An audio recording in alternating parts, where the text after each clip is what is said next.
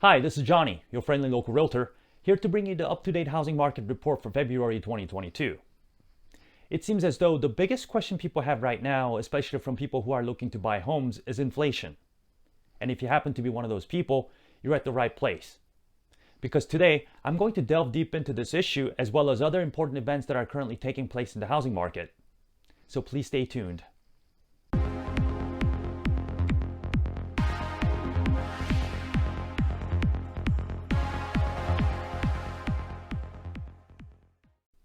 So currently, we're seeing prices of goods rising all around us. Gas prices, groceries, and of course, home ownership is not immune to what's happening right now. But what we need to know is that being able to lock into one of the fixed monthly costs, the biggest expenses in home ownership at today's price, safeguards or hedges against rising costs around us. If you look at this quote by Mark Carlson at Investopedia, he said, "Real estate is one of the time-honored inflation hedges. It's a tangible asset, and those tend to hold their value when inflation reigns, unlike paper assets. More specifically, as prices rise, so do property values."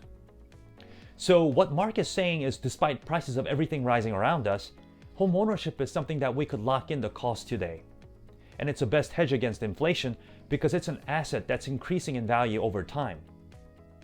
And with this next graph, I would like to show you how home ownership performs against inflation over time. This is home price appreciation versus consumer price increases over the decades. The blue bars represent the average inflation rate over the decade, and the green bars represent the average home price appreciation for each of those decades as well. If we start from the 70s, you see inflation increased at 7.1%, but over that same time, we had 9.9% home price appreciation rate, the home ownership outperforming the inflation. Now in the 80s, it was a little bit more balanced between the two, and in the 90s, we see home value outperforming again.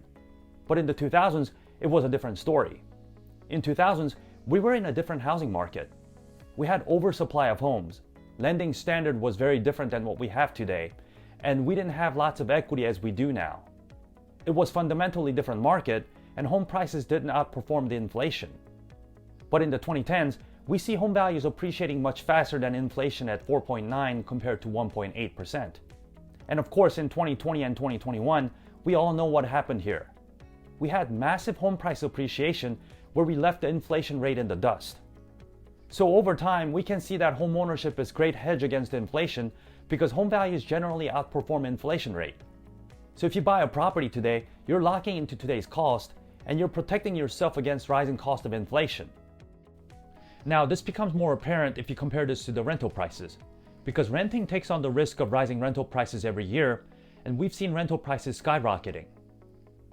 Now, if you look at this graph comparison of rental price to inflation rate all the way from 1973, where rental price is represented by a green line and core inflation rate by a blue line.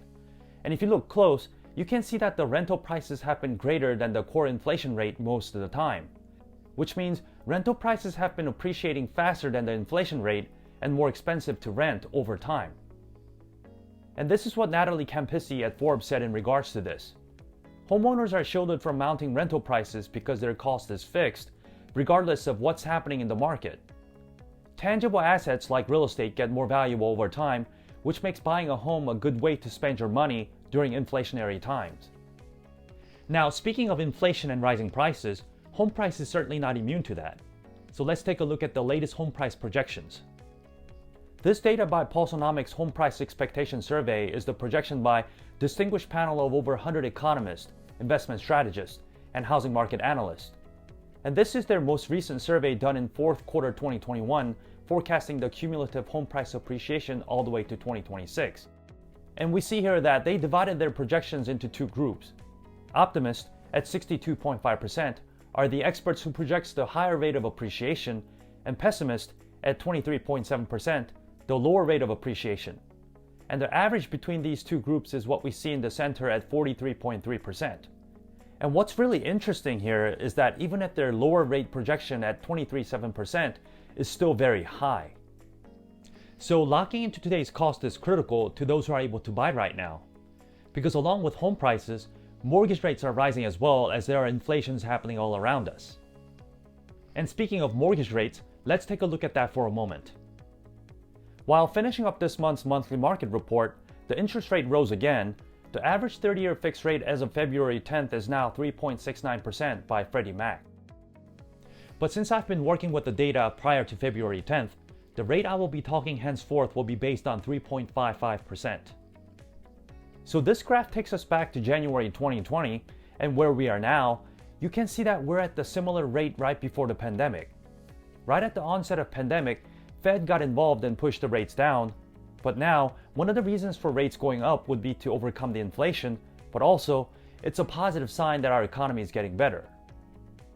And how would this change affect the homebuyer demand? Well, this is what Sam Cater at Freddie Mac said. As mortgage rates rise, we do expect some moderation in housing demand, causing house price growth to temper. However, the combination of a large number of entry-level home buyers facing a shortage of entry-level inventory of homes for sale should keep the housing market competitive. I've mentioned before that historically, rising rates don't really influence the buyer demand, but even though the rates rise to 4%, which I think will happen soon, is still a favorable rate environment. As you can see here, if you compare today's 30-year fixed rate to the prior decades, you can see that even at 4% is a very good rate historically.